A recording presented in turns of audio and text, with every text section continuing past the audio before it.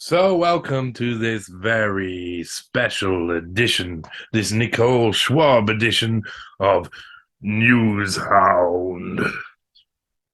My friends, I am Johnny Vedmore, and I am going to be doing a little bit of a different thing on this edition of Newshound. I'll get back to going through newspaper archives and looking at certain points in history soon. I promise. I promise. But today we're going to do something different. It's the holiday season, and holidays for families. And seeing as I've covered Klaus Schwab till the cows come home, it's time to cover Nicole Schwab, and not with kisses and love, but with my eyes.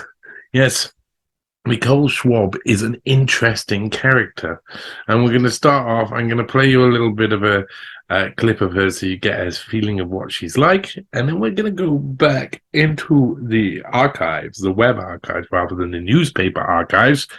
Yes, I know, I'm naughty. I'm using this program, which has been exclusively really about newspaper archives and going through newspaper archives, and I'm going to go through some of the internet archives on archive.org, and I'm going to go back into Nicole Schwab's past and hear what she was writing on a blog a fair few years ago.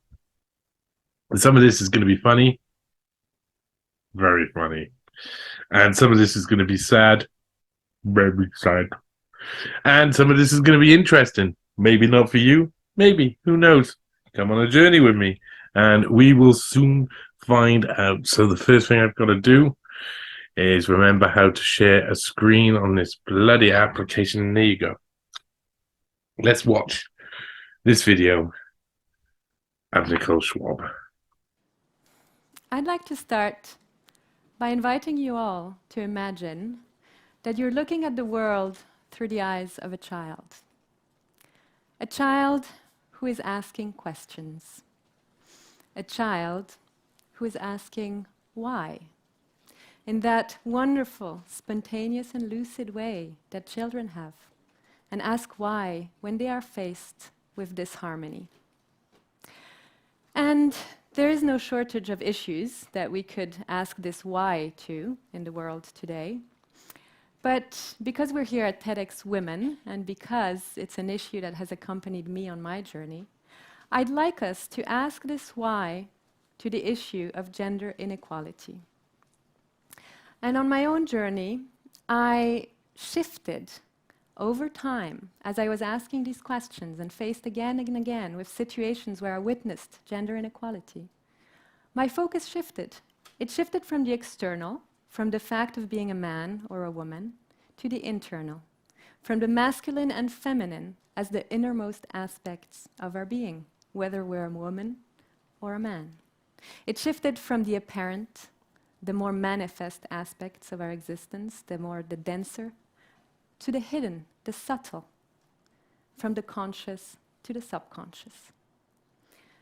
And at the end of this journey, I came to the conclusion, just like Maya, the heroine of my book, The Heart of the Labyrinth, I came to the conclusion that one of the most important things we can do today for our individual and collective sakes is to reclaim the feminine.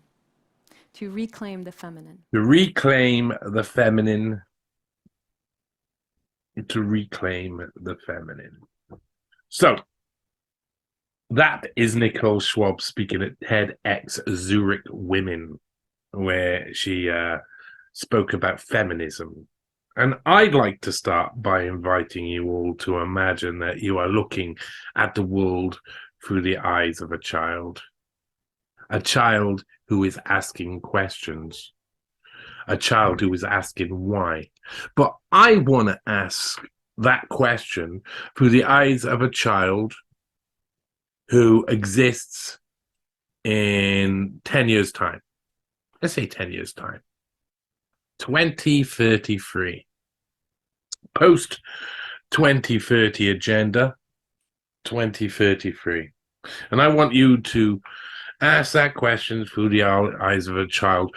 Why am I living in a grotesque megacity where there are barely any green spaces and we have to leave every night because we don't own the place that we live in. We don't own a bedroom. I don't have a regular sleeping. Why do all my extended family, why do I never see them? Because they're always working all the time. Well, why have they not got time to spend with their family anymore? I want to ask those questions. I want to ask why can't I breathe in the fresh air in the countryside anymore, Mummy? Ask those questions, because Nicole Schwab, she, in a sense, asks those questions. She's a real complex character. For those who don't know, Nicole Schwab, the woman who you just saw there, is Klaus Schwab's daughter. And there's a few kids and extended family around Klaus Schwab. He's got half brothers, and the extended side, the half brothers family too, who grew up in Brazil, Hans Schwab, and others. Hans Schwab was the head of Escher Weiss in Brazil, which is very interesting. Not many people know. But Klaus Schwab's also got a son and a daughter with his wife. And the son is Olivier Schwab. And Olivier Schwab is basically focused on China and based in China. And you can imagine the things he's doing is building up his ability for the next stage of the globalist project, which is the incorporation of China into globalism rather than China leading the way on globalism. Reining China in for the American-aligned globalist world order that trained up his father for a CIA-funded course from Harvard, Kissinger's International Seminar, which I've covered in my work for Unlimited Hangout. So we've got this a guy, Klaus Schwab, who's a lifetime leader of the World Economic Forum. And that would suggest that if he's a lifetime leader of the West, eventually that life ends. Klaus doesn't want that. Klaus wants to live forever. He said it out loud, you know, there's a new future, transhumanism, blah, blah, blah, blah, blah, incorporating biological cells with technology. Oh. That's what Klaus Schwab likes. He wants you to incorporate. So what is son and daughter like? What is his extended family like? What are they like?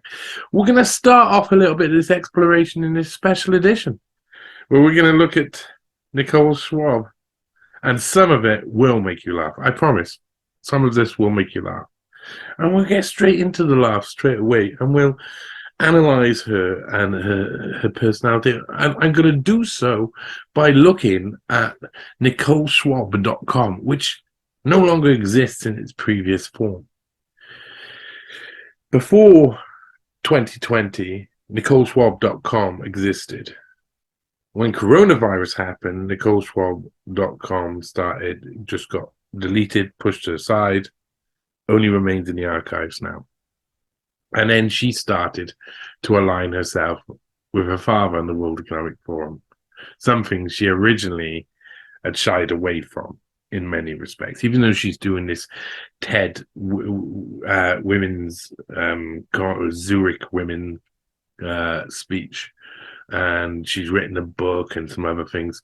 A lot of what she does is esoteric sort of philosophy of being at one with nature.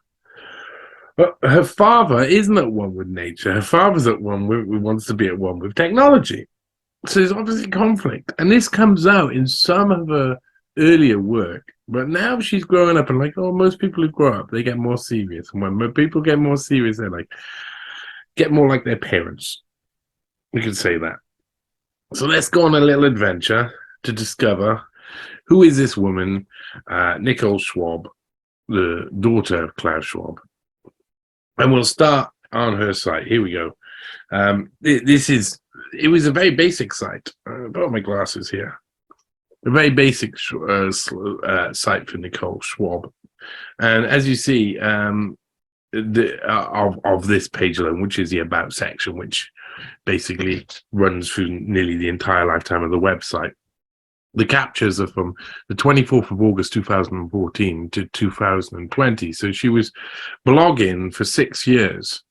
And what was she writing about? What was this daughter of Klaus Schwab writing about? Oh, look at that wonderful picture of trees. She's just taken any old picture of trees or just selected one from the database. Oh, there's a link there. I wonder where that link goes. Right, wow. We got nothing. Okay, Nicole Schwab about I am an earth-loving, deep-thinking author and social entrepreneur who spent the last 20 years journeying across the cultures and horizons, striving to create a harmonious, sustainable life on the planet. One that values and honors the feminine principle within and without, and is rooted in our connection to Earth as a living being. This is already interesting. There's so many, you'll see there's so many conflicting thoughts or expressions that come out of Nicole Schwab. Very conflicting with her father and with his ideology. So she's an earth loving. Klaus Schwab would say, I love the earth too. Deep thinking. Klaus Schwab's deep thinking, isn't he? Bit so. Author. Yes, he's an author too. Social entrepreneur. That's an interesting way to put it. Social entrepreneur. What? Social media entrepreneur or social entrepreneur? Entrepreneur for society? What does that mean?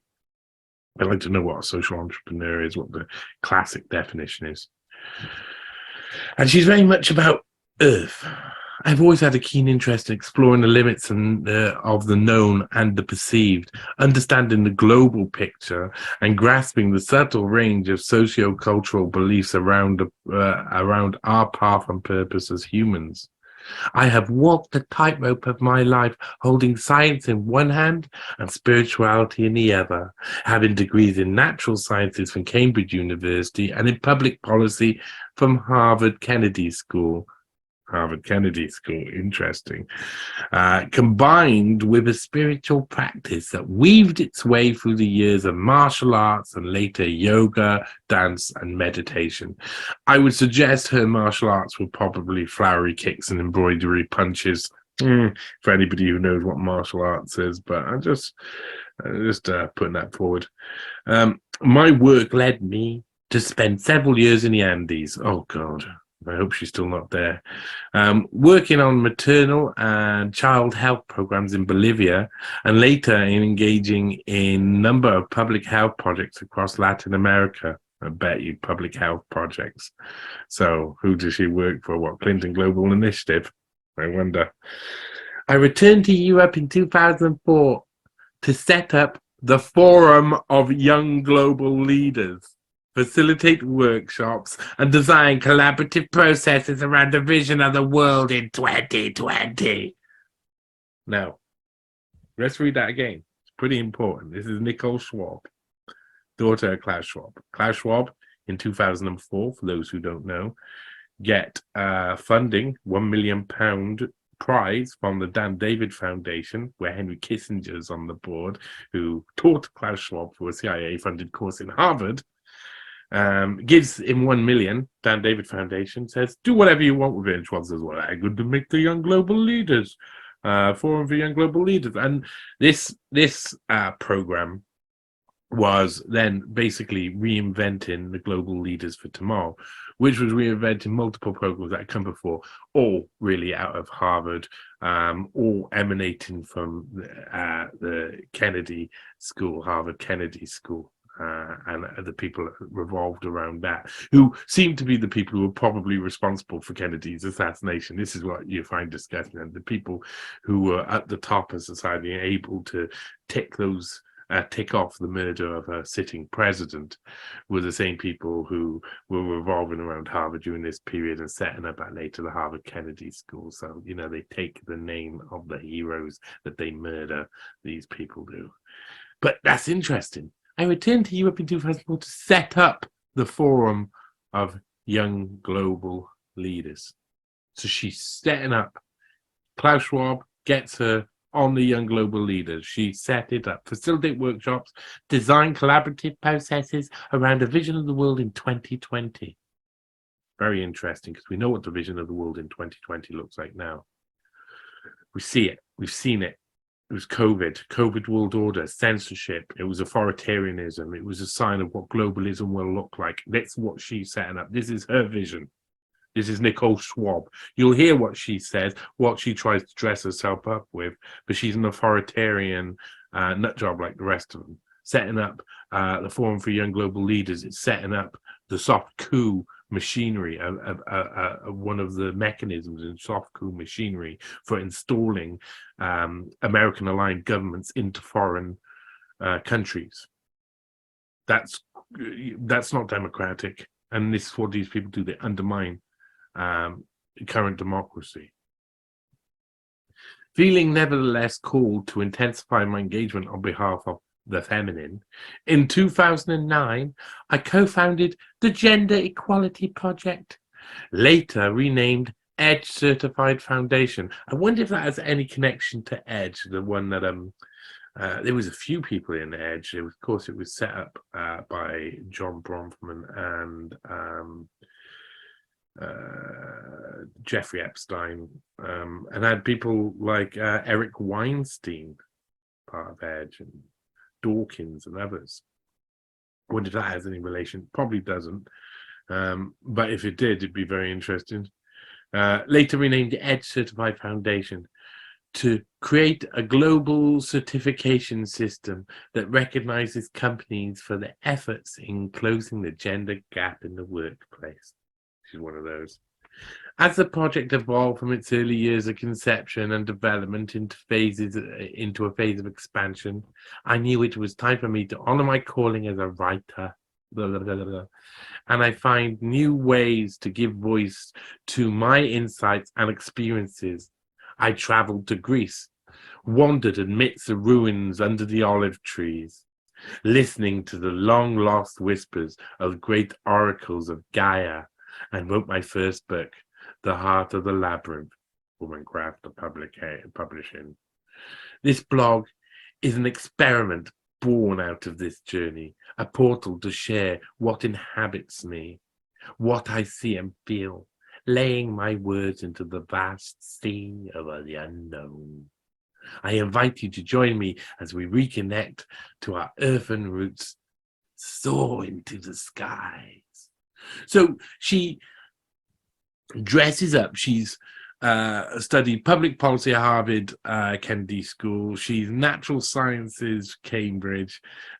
She's Edge Certified Foundation. She set up the Forum of Young Global Leaders, worked for a load of child health programs that are probably completely and utterly suspicious, load of feminine stuff, which I would really love to hear what her opinion on transgender people are now, because I bet you she's like drops the feminist act now and goes, yeah, it's equality for all genders, and forgets that the feminists are not on the side of the transgenders in this debate, not anymore, that's for sure.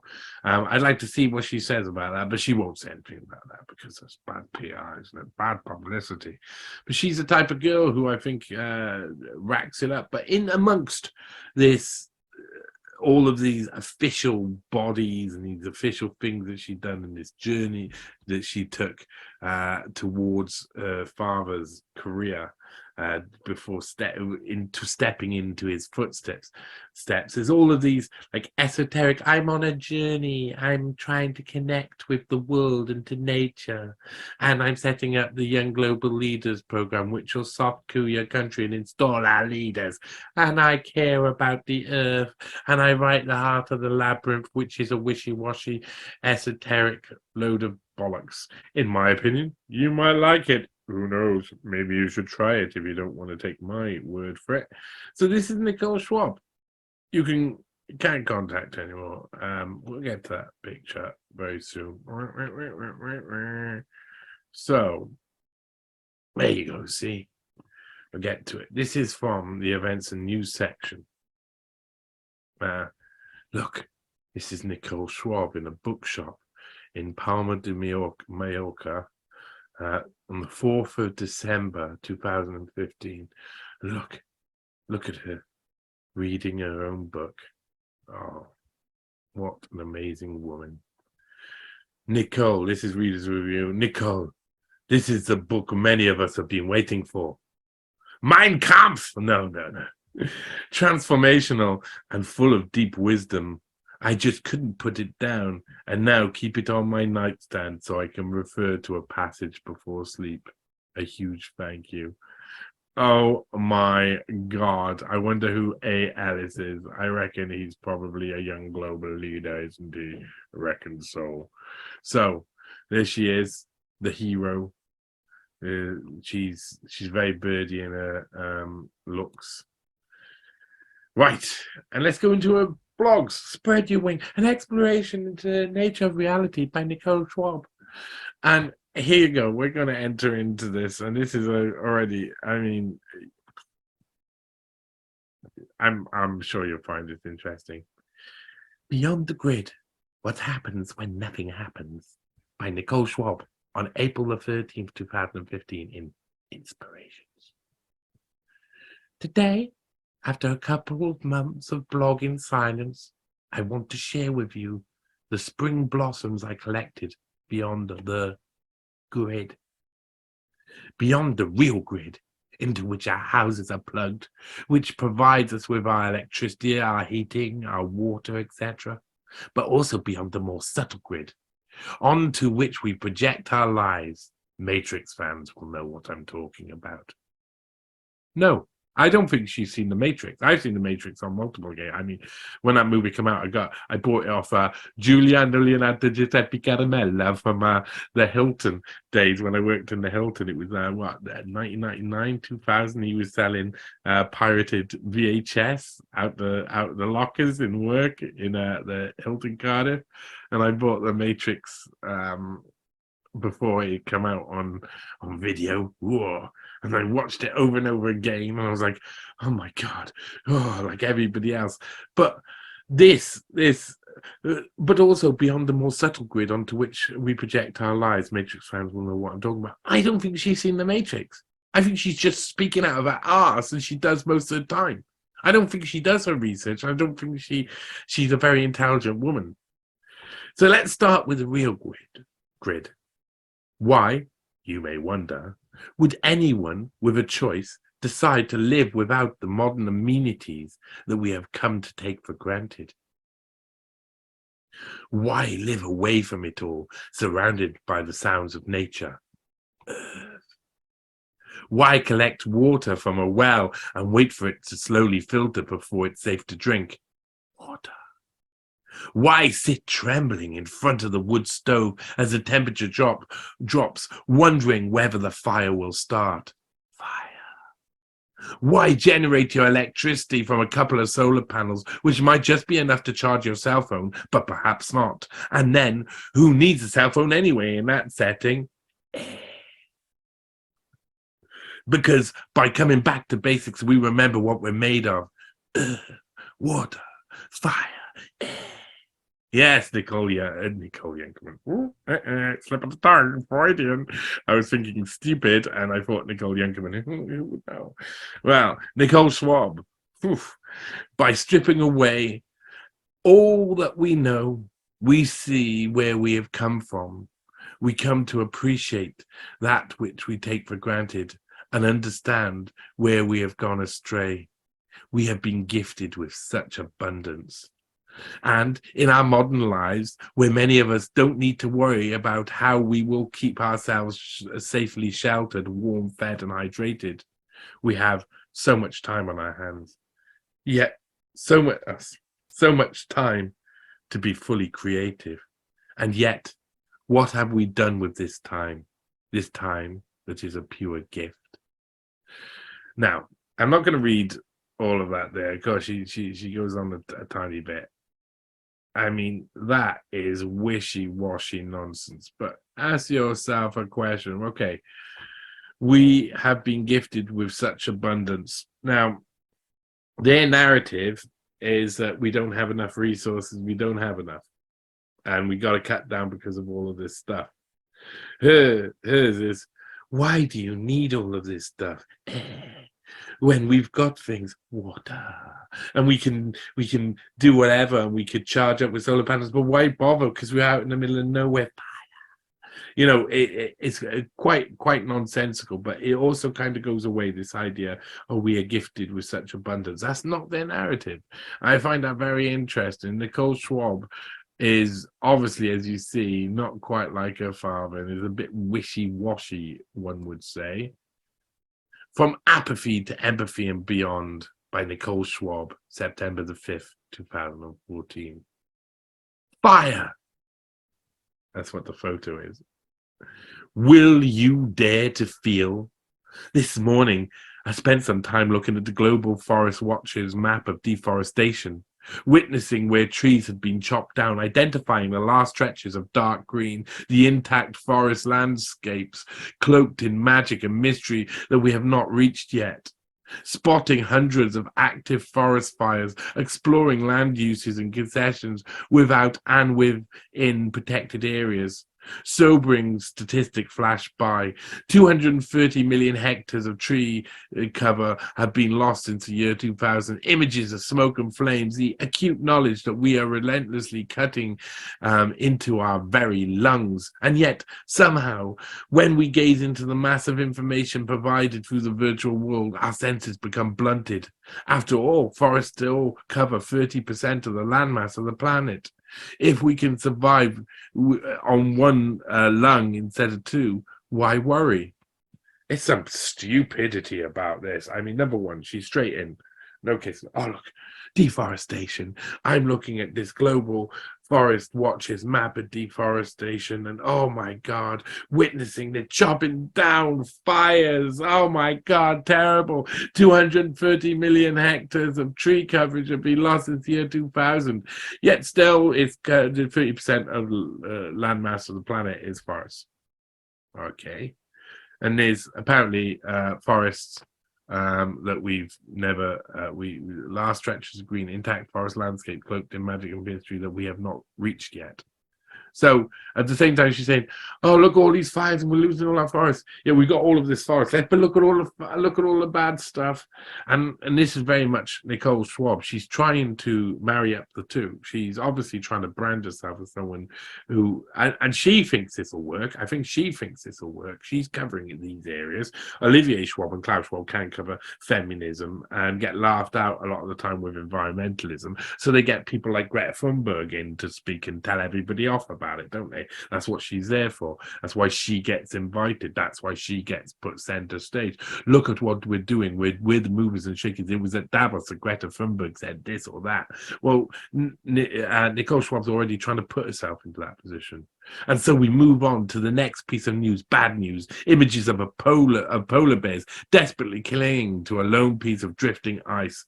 Now, I remember that picture coming up, and later on it being discovered that, well, polar bears, when their season's over, sometimes starve to death and die.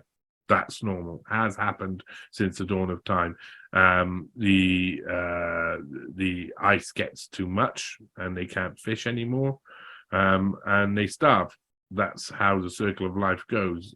You know, sometimes polar bears desperately clinging onto a lone piece of drifting ice and don't have any food and haven't got enough energy, have not stored enough energy to actually fish for more and are too old and all of these things. So that is actually normal. But I remember at the time there was this one picture where it was like this starving polar bear on a sheet of ice, and they were like, "Look, this is what global warming looks like." It was put out like that, and it's a lie. I mean, this is a lie. The world is a harsh place, especially for animals and within nature. It's harsh. It's relentlessly harsh. It has been since the dawn of creatures, since creatures first started. Even microbes get it hard. Coral reefs bleached into oblivion, done by the companies that align with her father's organization and who they defend and want to take over the world. They want stakeholder capitalism. She's fighting on behalf of stakeholder capitalism. They're the ones who are doing this. It's the stakeholders within capitalism who are doing this. Bloodied shark fins hanging on a line. Aim at China, why don't you? An expert suggesting that we've already entered the sixth great extinction. Sources, please, Nicole. Oh, what a surprise. Nothing. An expert suggesting we already entered into the... Well, I could be an expert on something suggesting that chocolate's going to appear for my bum, but it probably won't, unless someone puts it there first. Crumbled buildings and wide-eyed children staring in disbelief at crude suffering of their lives. Men about to have their throats sliced, and I could go on and on. What's she fucking watching? She's watching bad news after bad news. I watched this polar bear die, a bloody shark fins hanging up, and then I watched men having their throats slit over and over again. Go on, Daddy, support those warmongers so I can watch more of this. Oh, that's what Nicole Schwab sounds like at the end of that sentence. It's like, oh no. How is it possible to remain sane amongst such suffering? The answer is simple. Denial. She is in denial. This girl is in denial. It's not a denial of the facts. It's just that we don't let them penetrate into our flesh and bones. Flesh and bones is not where your memory is stored, Nicole. It's not where it's the only place in your body where it's not stored. It's your eyes, your ears are the access points for your brain, you idiot. They remain at a mental level. Yes. We operate with only one aspect of our existence, convincing ourselves that it's the only one that exists. We shut everything else down, especially with feminine aspects of our being, such as our capacity for empathy. Then we slip into apathy. People love using empathy and apathy close together, so I find this as like, she's a bad writer. I think she's a bad writer. I haven't been trained in writing. I didn't go to Harvard. I didn't go to Cambridge. I still write a better piece than she does. She thinks she's wonderful. That's what it projects out. She's like, I know everything, and I have a constant conscious connection with the earth. Yet my father destroys everything, and I'm with him. The two things are juxtaposed. They don't go together. Her tone, her sound do not go with the reality of what's happening, and she's a liar. Another Schwab liar. They're all going to be liars. You'll discover this is it's a genetic thing. I bet you Eugene Schwab didn't admit that working for the Nazis was a bad thing. He still had to go through a denazification process, which you'll find that in the Landschrift archives. You're in Germany, you'll find the records of Eugene Schwab going through denazification because he was the managing director of a model Nazi company making the atomic bomb for the Germans. You bloody idiots. Then we slip into apathy, severed from the juicy life of our bodies, frozen by the belief that the world is too complex, its problems too great, and that we are powerless to face it all. But what would happen if we really felt in our hearts and bones what is occurring in this world, if we removed the unconscious protective barriers we have built around ourselves, if we stepped from denial into empathy, if we truly opened up and let it all in? I tell you what would happen. Klaus Schwab would have a mob the size of 15 megacities come, take him, drag him down the road like he's Gaddafi, stab him in the back of a van and leave him in some ditch. That's what would happen. That's what would happen. If all of those things, if we opened up, all of those people that she is aligned with would be in for trouble, big trouble. It would be revolution. So you want to know the answer to that, Nicole? I tell you what the answer to that is. It's your father being stabbed in the back of a pickup truck like Gaddafi was. That's what would happen. Those of us who have been endowed with the innate ability for radical empathy, if you want radical empathy, honestly, radical empathy would not work out well for your family. Radical empathy would end up badly for the Schwabs. Now that when you become porous to the world and tune into the lives and feelings of everyone around you, it is not only overwhelming, it can be utterly unbearable. So what she's saying, she can do that. She can attune herself to the world around, and she's still working for... That can only mean that she is evil, because she knows the pain that is being caused by these people, and she's inflicting it, and she can feel all of it. She can feel... That's what she's saying. If she can feel all of it, then she's evil. Those of us who have been endowed with the innate ability of a radical empathy, those of us, we're special. We can understand better than other people can understand. Sie Kyle, Sie Kyle, Sie Kyle. Yes, mein Führer. Unless we go one step further, empathy is not enough, but it is a starting point. There is more.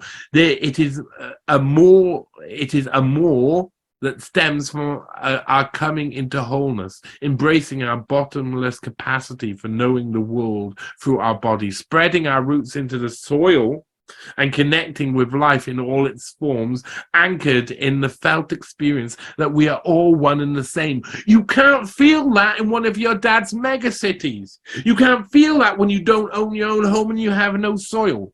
You cannot feel that when you're being pushed out the countryside, when Bill Gates and your dad's boys are buying up all of the land everywhere, not letting people on there, not being able to connect with the soil. You're a hypocrite. You know you are. Connecting with all its life in all its forms, life in all its forms. They're destroying life in all its forms. She's on that side. She is on that side. She is unbearable. And from there, we can overcome our fear of feeling the pain of the world and step into empowered action in service to life with a capital L. Now, she's obviously a writer. She knows she's put a capital L on life as a big life, you know. Life. The esoteric vision of life. And from there, we can overcome our fear of feeling the pain of the world. That sounds a bit like when the Emperor turns Darth Vader to the dark side and he lets go Anakin. And Anakin's like, oh, okay, I've let go of all of that, and I just don't feel the pain of the world, and so now I can do whatever I want and hurt people. That's what it sounds like. That's what it is like. These people. Longing for uncivilization. This is from 2016. And so a couple of years has passed since the last one there that we were reading, last couple. At a time when many people have been carving pumpkins, I found myself kneeling before a blazing fire in honor of the great ancestor of the Maya people, El Abuelo, also known as Ridge Lodge Mam. I wouldn't be surprised if she's knelt before blazing fire to honor Molech before Eva. Just saying. And whilst I have nothing against pumpkins, and even delight at the beauty of their orange glow in the night, oh, you're so cringeworthy, I cannot help but see in this act of carving a metaphor of what our civilization has become, what hollowed out by the men who have aligned with your father. A smiling fake face that does not change, with a light behind it to make you feel that it's special, when at the time, in reality, all of the sustenance has been taken out of that object and replaced with something that's an illusion. That sounds like your dad, World Economic Forum, Nicole. Sounds like you. Ooh. Let me explain. By taking you on a journey from the high plains of the intellect all the way to the mundane reality of life in a small village in rural Guatemala, it all started. It's lucky for some who can afford to do this. Well, I mean, most people can't afford to do that. Most people won't be able to afford to visit Guatemala. You can't you, Nicole? It all started when I read the Dark Mountain Manifesto. Now, we'll have a look at this in a sec. I'll show you this in a sec. This is interesting in itself. An incredibly eloquent analysis of the state of the world, coupled with an urgent call for uncivilization. And what's this? Uncivilization. A plea to shatter our delusions of human superiority and separation from nature. Okay, there's a couple of things here. Coupled with the urgent call for uncivilization. Her father is pushing for grand civilization, isn't it? Futurist, transhuman civilization and the new dawning of civilization. She's calling for uncivilization. She's calling for us to go back, living with nature, which is the opposite of her father's vision, and opposite of what she herself is arguing for now, with which we'll see as well a little bit later. So she's constantly in these past blogs.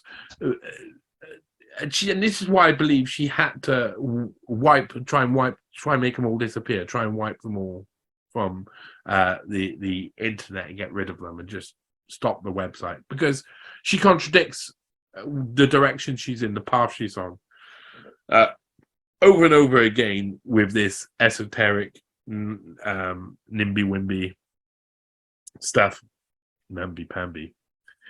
I like that word. A plea to shatter our delusions of human superiority. Why, you want transhuman superiority and separation from nature? Well, your father and your policies, the policy that you study at Harvard Kennedy School, they're separating us from nature, aren't they? Uncivilization is a burning call to rewrite the dominant story by which everything in our inner and outer lives have been constructed. The story which tells of the glorious future of plenty and prosperity, which will result from our complete mastery over nature. That's transhumanism.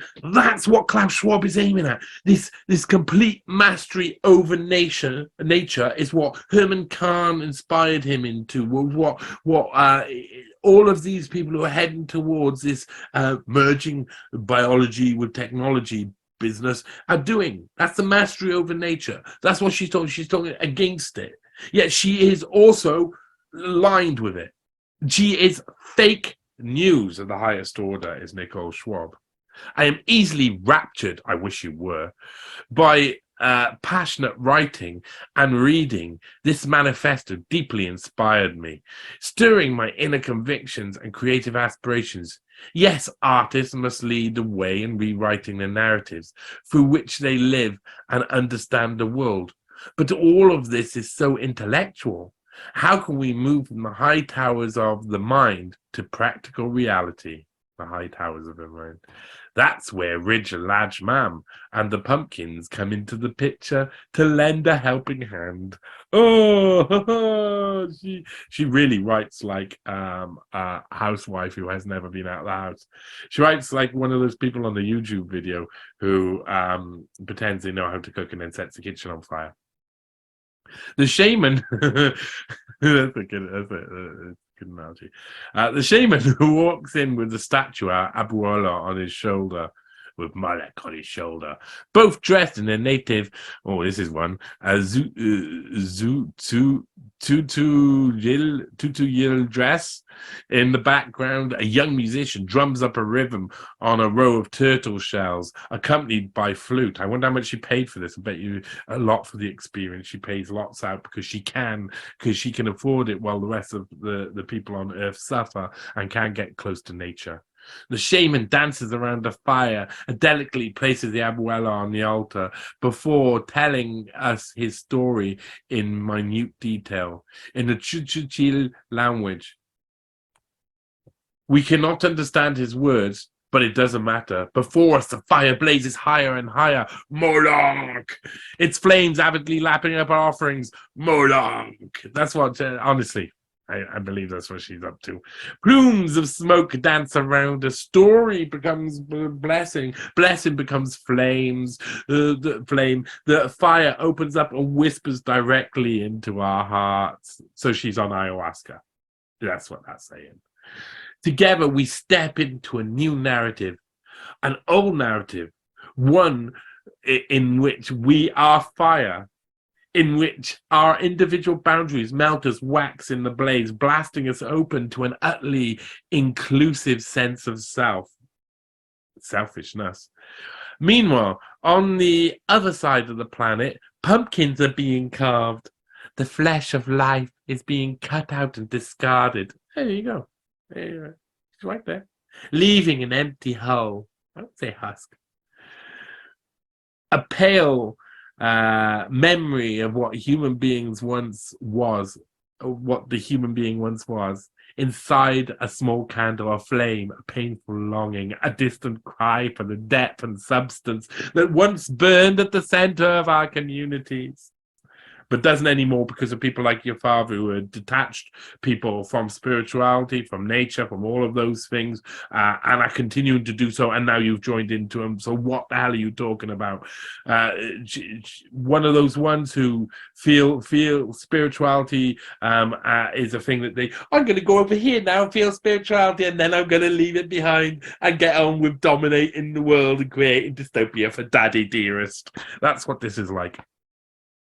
Meanwhile, on the other, do we dare follow the call? Can we remember the language of the fire? Can we leave behind the empty hulls that parade as civilization? Can we give ourselves permission to rekindle ancient rituals and wisdom and cross the bridge into a different experience of self and the world? Can we live into a different narrative? No, you can't, because your father's destroying all of that potential and you're helping him. So no, all of those different things we can't do if we go on your path, you bloody psycho. So what is this? Some form of narcissism? Like really, really over the top? I can't see what I'm saying is completely opposite to the reality. Or does she just hate her father during this period? Is it all of this a cry for help? 2014, we're on 2017 now. We've read three blogs by her, and all of them suggest to me that she hates her daddy and the direction he's going in, yet she's doing the same thing at the same time. So what is she? I can tell you she's a lazy writer.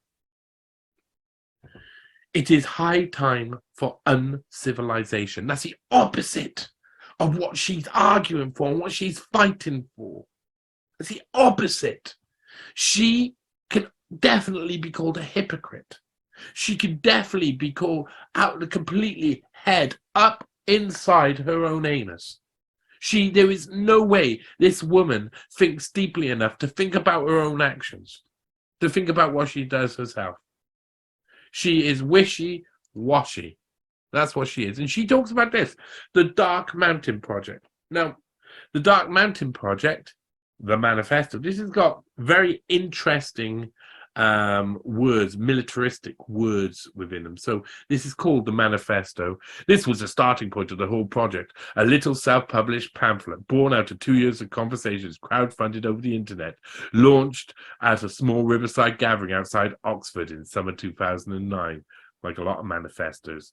Written by Paul and Douglad, it marked our first attempt to put into words the ideas and the feelings which led us to Dark Mountain. Think of it as a flag raised so that we can find one another, a point of departure rather than a party line, an invitation to a larger conversation that continues to take us down unexpected paths. You can read the full text of the manifesto here, and so it shows you the manifesto. And if you put in the Dark Mountain Manifesto, you'll be able to find it, as you see. There's a link here that goes back in time, and on the side it gives you this pamphlet, that was self-published pamphlet was released. And like I say, the manifesto, that's very official in its rearmament is the first subtitle. So already Dark Mountain sounds a little bit uncivilization, rearmament, already attack. These grand and fatal movements towards death, the grandeur of the mass, makes pity a fool, the tearing pity. For the atoms of the mass, the person, the victims, makes it seem monstrous. To admire the tragic beauty they build. It is beautiful as a river flowing or a slowly gathering glacier on a high mountain rock face, bound to plow down the forest, or as a frost in November. The gold and flaming death dance from leaves, or a girl in the night of her spent maidenhood, bleeding and kissing. I would burn my right hand in a slow fire to change the future. I should do foolishly. The beauty of modern man is not the person, but in the disastrous rhythm, the heavy and mobile masses, the dance of the dream-led masses down the dark mountain. Now, what's interesting now, and they say this is Robinson Jeffers from 1935, but the way they've written it there, and the way they've put it grammatically there, doesn't allow you for a very good rhythm. So that's Robinson, and they start off with this walking on lava. Now, those who witness extreme social collapse at first hand seldom describe any deep revelations about the truths of human existence. What they do mention, if asked, is their surprise of how easy it is to die. The pattern of ordinary life in which so much stays the same from one day to the next disguises the fragility of its fabric. How many of our activities are made possible by the impression of stability that pattern gives? So long as it repeats or varies steadily enough, we are able to plan for tomorrow as if all of the things we rely on and don't think about too carefully will still be there. When the pattern is broken by civil war or natural disaster or small-scale tragedies, that tear at its fabric, many of those activities become impossible or meaningless, while simply meeting needs we once took for granted may occupy much of our life. Now, you see, she reads this stuff. It's all very interesting, but I'm gonna go down a little bit.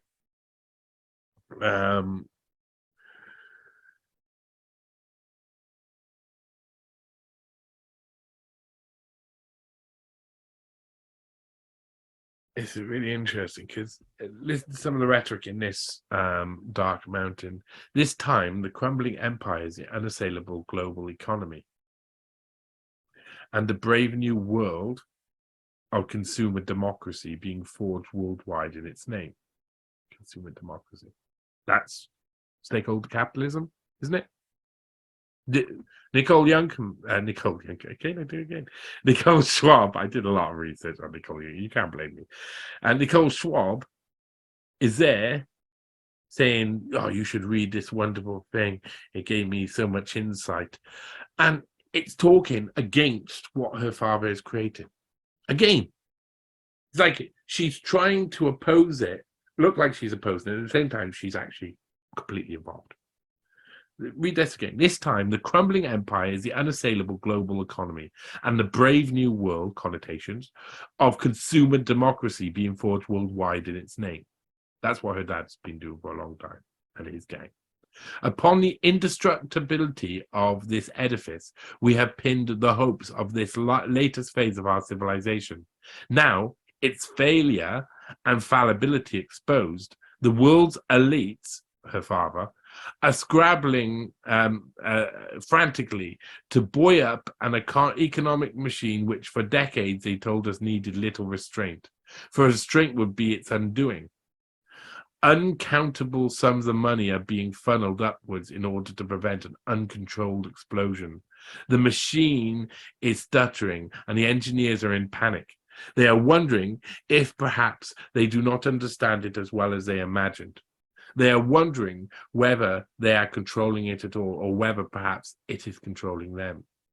Increasingly, people are restless. The engineers group themselves into competing teams, but neither side seems to know what to do, and neither seems much different from the other.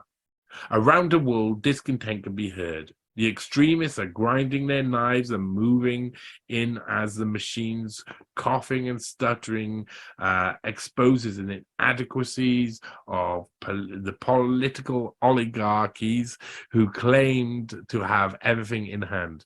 Her father and all his mates.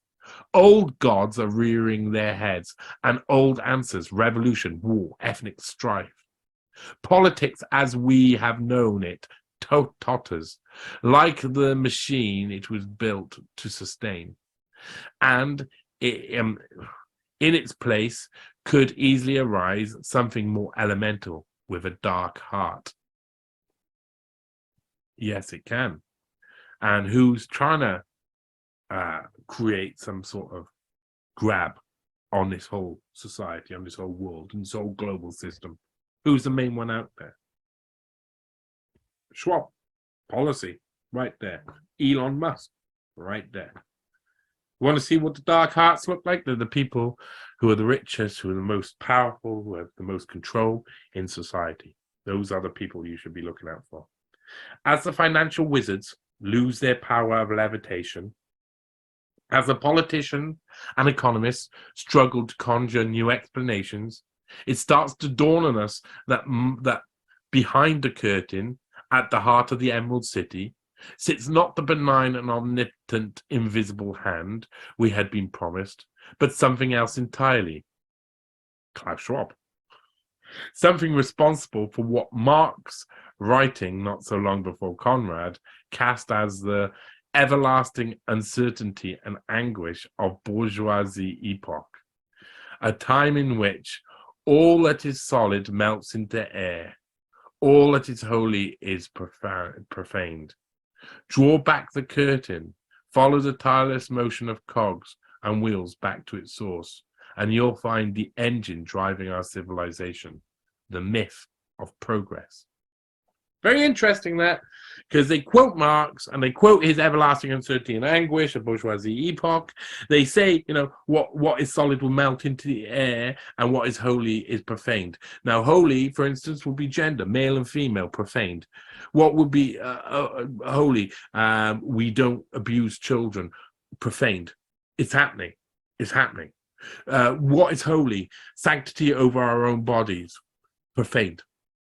We are there. We are at this point when society is collapsing. They know this as well as everybody knows this. Anybody who knows enough about it may not be right about the conclusions they draw about where we're going or where we've been or why it's happening, but they can be sure that it's happening. They can see it happening. All of the evidence is there. Draw back the curtain, it says. Follow the tireless motion of cogs and wheels back to its source. It goes back to the same CFR members who were creating the Kissinger's International Seminar to train up people like Klaus Schwab to put into high-reaching think tank style organizations that would write up the policy for the rest of the world and would control you and chain you with policies and rules that will be adapted across the board. Sustainable development goals, all of these different things, all of these. Tireless motion of cogs and wheels back to its source. You'll go past Klaus Schwab as you're going back to the source. You'll go past her father. She's publicizing this like, oh, this made me think. Yeah, it made you think this is your father. And you will find the engine driving our civilization. I'll read just one more bit. The myth of progress is to us what the myth of God-given warrior prowess was to the Romans, or the myth of eternal salvation was to the conquistadors. Without it, our efforts cannot be sustained. On to the root stock of Western Christianity, the Enlightenment, and at its most optimistic, grafted a vision of an early earthly paradise, towards which human effort, guided by calculative reason, could take us. Following this guidance, each generation will live a better life than the life of those who went before. History becomes an escalator, and the only way is up. On the top floor is human perfection. It is important that this should remain just out of reach in order to sustain the sensation of motion. Interesting, because at the top of that escalator is, on the top floor, is no longer human perfection, is it? It's better than human. It's transhuman. There's no end. This is wrong. There's no top to that floor. Keeps going. People like Klaus Schwab drive it forward. Recent history, however, has given mechanism something of a battering. The past century too often threatened a descent into hell. Rather than the promise of heaven on earth, even within the prosperous and liberal societies of the West, progress has, in many ways, failed to deliver the goods. Today's generation are demonstrably less content and consequently less optimistic than those that went before. They work longer hours with less security and less chance of leaving behind the social background into which they were born. They fear crime, social breakdown, overdevelopment, environmental collapse. They do not believe that the future will be better than the past. Individually, they are less constrained by class and convention than their parents and grandparents, but more constrained by law, surveillance, state proscription, and personal debt. Their physical health is better, their mental health more fragile. Nobody knows what is coming. Nobody wants to look. Really interesting, isn't it? Because, yeah, we're constantly going up, we're constantly progressing, and people think it's all going to break down, everything's crime, environmental disaster, overdevelopment. It's all our fault. We're being told this, we're being given this narrative by someone else. But as it says, individually, they're less constrained by class and convention than their grandparents, parents or grandparents, but more constrained by law and policy being created by organizations like the World Economic Forum, surveillance being created by the people who created the World Economic Forum. The idea for it, the CIA funded course, funded by the American Friends of the Middle East, CIA conduit, the Farfield Foundation, CIA conduit, Asian Foundation, CIA conduit. National security state riddled. World Economic Forum is riddled with intelligence, national security, personnel or grandees. So surveillance is all there, and that's what they want. They want the panopticon. They want that digital panopticon. That's what he wants to create. They want to see inside your mind. They want to know what you're thinking and feeling. They say that in their own literature, that by 2030, they will know what you are dreaming of. They will know what you are thinking. That's where they want to go. That's their surveillance in the mind. State prescription. Well, the state prescribes for you all the time, doesn't it? And personal debt made so bad by the companies and the banks and everything else that want to keep you in servitude to them and keep you paying their debts. So I find this dark mountain very intriguing. But what's more intriguing is Schwab's daughter, who comes out and says, "Oh, look at this. Look at this wonderful thing. It tells me so much." So we'll watch a little bit of this, a little bit of Nicole Schwab talking now. This crisis has shown us that, first of all, things can shift very rapidly when we put our minds to it and when we feel the immediate emergency to our livelihoods. And second, that clearly the system, I mean, you mentioned it earlier, that we had before is not sustainable. So I see it as a tremendous opportunity to really to have this great reset and to use this huge flows, of money, to use the increased levers that policymakers have today in a way that was not possible before, to create a change that is not incremental, but that we can look back and we can say this is the moment where we really started to position, nature at the core of the economy, taking the point of view of business and the economy and looking at where are there opportunities to create jobs and regenerate nature. And there are plenty of opportunities. And this is, again, a mindset of actually innovation, technology, and, a business growth can happen with a positive impact of nature, and kind of laying out some of these examples. And regenerative agriculture is, of course, a huge part of that as well. And one of the key reflection points here is also around engaging youth. And for me, it's again, I come back to this shift in mindset of the restoration generation. Can we conceive of ourselves as humans? I mean, you talked about a new humanity, I think you mentioned it, right? Can we conceive of ourselves as a restoration generation? I think that's where we need to go. I'm also hopeful that it's possible, but I think it will take a lot of will, both political will, but also in terms of the business actors to break with business as usual, but in a very serious way, and to say we need to make very difficult choices. There are trade-offs, but this is our chance. And this is about risk, and it's about resilience, because Nicole the shocks Schwab, are coming, are going to be speaking. even worse if we don't do it now. And she is an intriguing lady for sure. Let's have a little look. The World Economic Forum has a couple of pages on Nicole Schwab. One, Masters, a little biography, a little bio. Masters in Public Policy, Harvard Kennedy School. MA in Natural Sciences, Cambridge University. Formerly worked on health sector reform projects in Latin America, World Bank, and Ministry of Health of Bolivia. 2004 to 2006. So she was on the Ministry of Health for Bolivia while she's setting up the Young Global Leaders. project. Founding director, Forum of Young Global Leaders. 2009 to 2000. Oh no, that's I see. So 2004 to 2006, she was founding director for Forum of Young Global Leaders. 2009 to 2018, co-founder and president of Edge Certified Foundation, a global scheme certifying organizations for closing the gender gap in the workplace. Certifying organizations. You've been but you get a special women's stamp. Feminism. Oh, now you need a transgender stamp. Fuck off, feminism. Yay, transgenders. Facilitator and strategic advisor to non-profit organizations active in reforestation, well-being and women's empowerment, author of The Heart of the Labyrinth, a spiritual parable. This, I mean, that's a big, she's got big balls, hasn't she? Parable offering a message of earth-centered wisdom. Now, she talks the talk about nature, but her support and the people she is aligned with do not talk the same talk, in my opinion.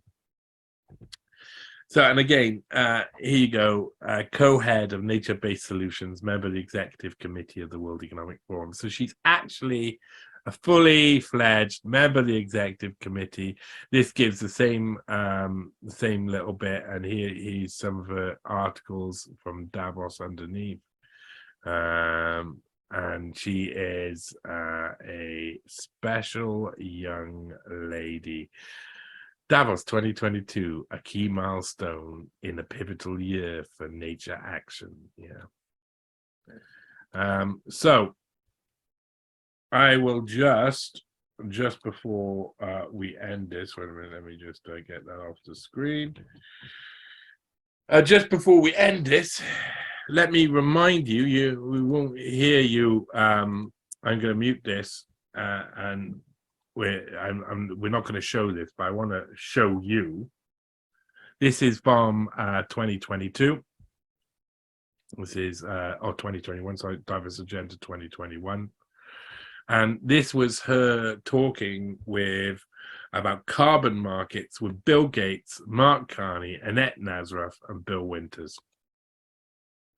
So already she's working in Davos, and look at these bigwigs. Look at these horrible. The Council for Inclusive Capitalism, Carney's on as well, isn't he? Along with loads of other things. Terrible. Used to be head of Bank of England. That's how I first learned of him. Was head of the Bank of Canada, I believe. He's an awful New World Order elite. These two look like a pair. Look at this. Ay, ay, ay. And Bill Gates down there. So this is who Nicole Schwab is. She's not working with nature. She's not protecting nature. Bill over here would like to buy up all of the land, mine it all up for renewable stuff, and leave it go to waste. He would prefer that the peasants not be inhabiting the land. So this is the type of people she is now dealing with, and they are not nice people at all, are they? Right, so, ladies and gentlemen, discuss a few things. Nicole Schwab. We're going to look through some of these members of the Schwab family who could be taken over as lifetime leader of the World Economic Forum. But from my own, in my own view, from my own opinion, and from my own research, I would say that it's not so easy to know who's going to be taking the Schwab throne eventually. Who is going to be the one who sits at the top of that throne? It's not easy to tell. Olivier Schwab, he's in a sense doing his early years, his time, gaining his experience mainly in China, and that's going to be a really important next step in globalism. But maybe they'll want a softer voice for the World Economic Forum next. Maybe they'll decide to open up and have someone else take over. Maybe if Klaus Schwab was to die in the next few years, maybe someone like Richard Aderman or someone, one of his right-hand men, would take over as a heading up the World Economic Forum. But I doubt it. I think the World Economic Forum is coming up to the end of its lifespan, and organizations tend to be coherent, dangerous, and have lots more potential in the early part of their life. And I think we're coming up to the early part of the end of the World Economic Forum's like peak power. People, they got so powerful that people are now pointing at them from all over the world. And at some point, a country is probably going to come in, and a government is going to come in and ban World Economic Forum members from being in politics. That's going to happen one day. So in one of the countries, and that's likely to cause a spiral. But Klaus Schwab's job is done. Klaus Schwab creating the New World Order's policy, starting all of the conversations around sustainable growth and development. All of this, like these councils that you've put into action, these are all now connected and networked, all of these people who are working on these issues and are looking to take it forward.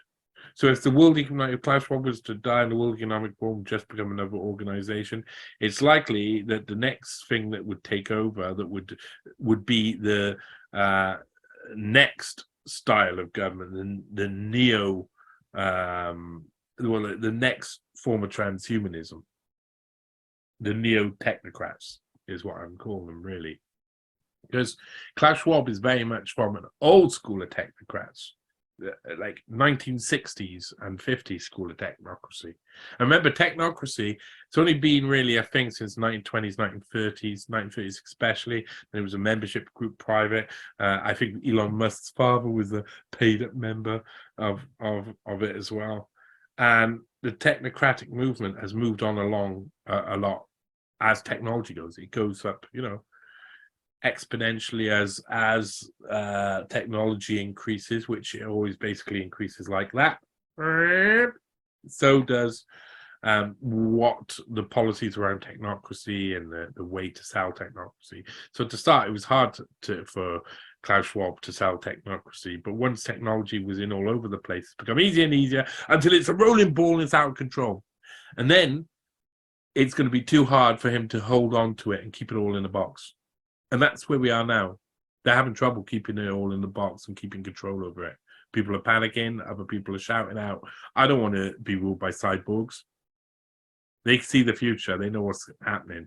It's going to be those transhumanists who have all the power and the qualifications in the future. So we all know this. We should all know this. If you don't, start thinking it through. Now, the neo-transhumanists are people, in my opinion, neo-transhumanists, neo-technocrats. Sorry, this other range, this younger breed of transhumanists are led by Elon Musk, this libertarian, Silicon Valley, Palo Alto kind of set, the PayPal mafia, those type of people. Thiel, Musk, they're the neo-technocrats. They're going to take technocracy into a new world once people like Schwab goes, and they need to go. That old version of technocracy is moving too fast. It's getting a lot of attention. It's all going bad. Now people are looking for a savior, and they turn around to the new technocrats, the neo-technocrats who are coming in now, and they're people like Musk and other people who will sell you the same thing Klaus Schwab is selling you, but they'll sell you with a slick, oh look, I'm young, I got Baphomet on my clothes. New World Order, that's funny, yeah, let's make it all cool. X app, hey, you can do everything, the everything app, you don't have to worry. You're in jail, so what? You can't do anything about it. Laws have changed. We're each living in our little libertarian mega city dystopias. That was what the World Economic Forum was creating, and what Elon Musk is taking forward. Everything that the World Economic Forum are planning out for the futures of cities, of living, the population, of how we work, of how we eat, how we play, all of it is being designed by Klaus Schwab and currently being enacted by people like Elon Musk. Currently, right now, being enacted. If you don't think that's happening, go check what they're doing. Go check the similarities. Go check their rhetoric. They do not come together like this. They do not come together like that publicly. They need to remain separate because that's the old. They've got a lot of baggage. And this new breed, they're all shiny and new. And they want you. And loads of people are being like, Elon Musk is a savior because he's not those people over there who are doing exactly the same thing as Elon Musk. I've been trying to do it for years, but we weren't technologically ready for it. You know, these people are really stupid. The people out there who are saying Elon Musk must be good because FBI is bad, establishment bad, Elon Musk painted as anti-establishment good. You know, these non sequiturs are the things that are the fallacies that people are basing their arguments upon. And none of it's true. None of it's true. There is no difference between Elon Musk's vision of the future and Klaus Schwab's vision of the future. You are being fooled on the one side if you believe it's going to change in a positive way if Musk is involved. Now, Nicole Schwab is a really interesting one because I think she didn't like her father. If you read her early writings, I think she was really annoyed by the direction it was going. And what they want to do is they want to paint this world where humanity, creature of Earth, is destroyed by people like your father and left to be fitted with technologies and other things, and where nature is manipulated to cause viruses to kill the right things here and the right things there. Mosquitoes that have been engineered that you won't even know, nano shit roaming around in the air, sprayed from above. That world is exactly the one Nicole Schwab is helping to create with her support. That world is a world created by her father, and they will tell you that nature's the most important thing to them, and they're trying to protect nature. At the same time, they will be killing nature. And the reason why Nicole Schwab's interesting is because she's a hyper version of this contradiction within their narrative. And their narrative has been set over a long time, has never really changed. Oh, got to worry about the environment, got to worry, we got to do all of these things because of the environment. But she's saying, oh, these companies are awful and terrible, and her father is in bed with all these companies and they're changing the rules. Stakeholder capitalism will put them in charge. It won't put you in charge. It will put the people with real stake. And those are the people who are capitalist at the top of the companies. They now all have authoritarian control, meaning capitalist and government are merging with stakeholder capitalism. That is the classical definition of fascism. So we know where it's going, and we know that if you study very carefully her words, her actions, and what she's doing, Nicole Schwab is a fascist. She's an esoteric fascist. She's an esoteric fascist liar who's lying to you. If she wants to see a new world, if she wants to go back to the way things were before, she really, really, really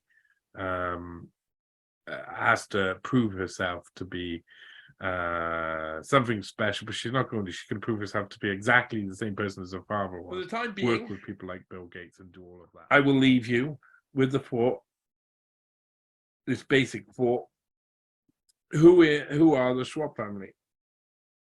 Because it seems to be me that if you study Nicole Schwab and you study Klaus Schwab, what you have are people who will do one thing while telling you another. That's it. We are doing this for this reason, but they're doing it for that reason.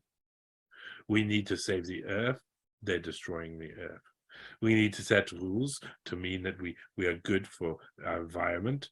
They're setting rules to give companies the ability to decide on future rules, and those companies will not care about the environment. Everything they do is a lie, contradiction. It's false. And for that reason, Nicole Schwab is exactly the same as her father, Klaus. Exactly the same. So here you go. Don't be fooled. I will be back with a normal episode of Newshound where we'll go through newspaper archives. But it was really important for me, I think, to start kind of scratching away at the surface of the Schwabian lie. And I hope you enjoyed it. So you can find my work on fungymonkey.com and johnnyvedmore.com. Links in the description.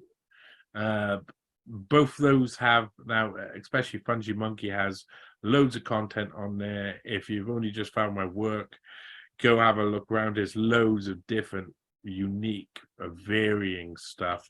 like different series, different interviews, and loads of podcasts I've done. I've got lots of articles. I've got an article I'll follow the Schwab articles coming soon. And those articles are really based around Harvard and these kind of missing years between what happened with a certain group and leadership courses once Henry Kissinger's international seminar had been rumbled as a CIA-funded program, and then later on you got the global leaders for tomorrow being created by Klaus Schwab's organization. In between there's this big gap, and lots happened during that time, and that next article will look into that. So I'm writing for Unlimited Hangout. Unlimited Hangout's a great place to go to discover the truth about things. We cover what we can. Hope we cover enough, and enjoy. From me at Newshound, goodbye. Shaping a great reset for the post-corona era.